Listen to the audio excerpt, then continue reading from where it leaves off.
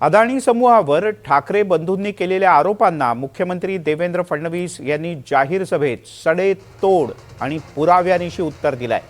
केंद्रशासित राज्यातही अदानींची गुंतवणूक आहे। केंद्र सरकार काँग्रेस सरकारला अदानी समूहाची गुंतवणूक चालते का? गुंतवणूकदारांच्या बद्दल असं बोलणं योग्य नाही। महाराष्ट्रात गुंतवणूक करणाऱ्यांचं स्वागतच केलं पाहिजे असं म्हणत उद्योगपतींवर आरोप करणाऱ्या ठाकरे बंधूंना मुख्यमंत्री देवेंद्र फडणवीस यांनी पुराव्यासह सडेतोड उत्तर दिलं। अडाणींच्या गुंतवणुकीबद्दल यांनी सांगितलं। खरं म्हणजे मला कधी कधी आश्चर्य वाटतं की गुंतवणूकदारांना लोक अट्रॅक्ट करतायत। बरं जाऊ द्या महाराष्ट्राचं, राहुल गांधी तर विरोधात आहेत ना अडाणींच्या, रोज बोलतात ना अडाणींवर। त्यांच्या शासित राज्यांमधली काय स्थिती आहे? लावता का रे बाबा फोटो? लावा फोटो। हे कोण आहेत? हे अशोक गहलोत आहेत। राजस्थानमध्ये मुख्यमंत्री असताना अडाणींना बोलवून 66,000 कोटी रुपयाची गुंतवणूक घेतली।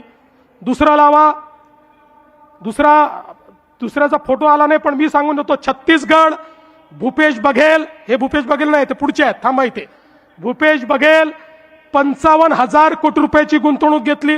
हे कर्नाटकचे काँग्रेसचे सिद्धरामय्याजी, हे राजेश अडाणींसोबत या ठिकाणी बसले आहेत।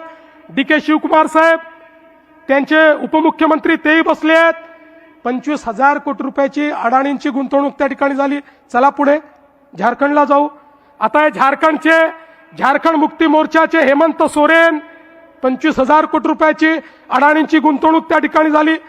आता आपल्या दिदींकडे जाऊ। नाही, त्याच्या आधी आपले हे आले। आता कुठले आले आपले? रेवंत रेड्डी, हे आपले तेलंगणाचे। त्यांची किती गुंतवणूक आहे जरा बघू द्या। तेलंगणाची देखील 25,000 कोटी रुपयाची गुंतवणूक या ठिकाणी तेलंगणाची। आपल्या दिदी किती शिव्या रोज देतात मोदीजींना।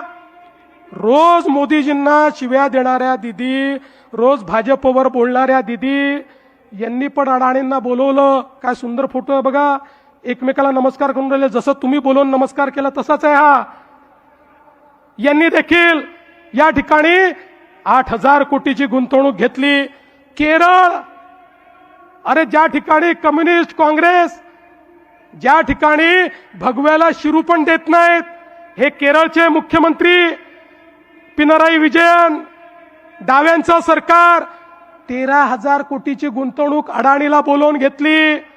ओडिशा, हे माजी मुख्यमंत्री, हे पण भाजपचे नाहीत, एनडीएतही नाहीत, 29,000 कोटी रुपयाची गुंतवणूक घेतली।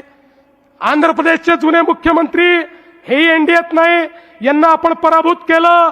जगनमोहन रेड्डीजी 35,000 कोटी रुपयाची गुंतवणूक घेतली।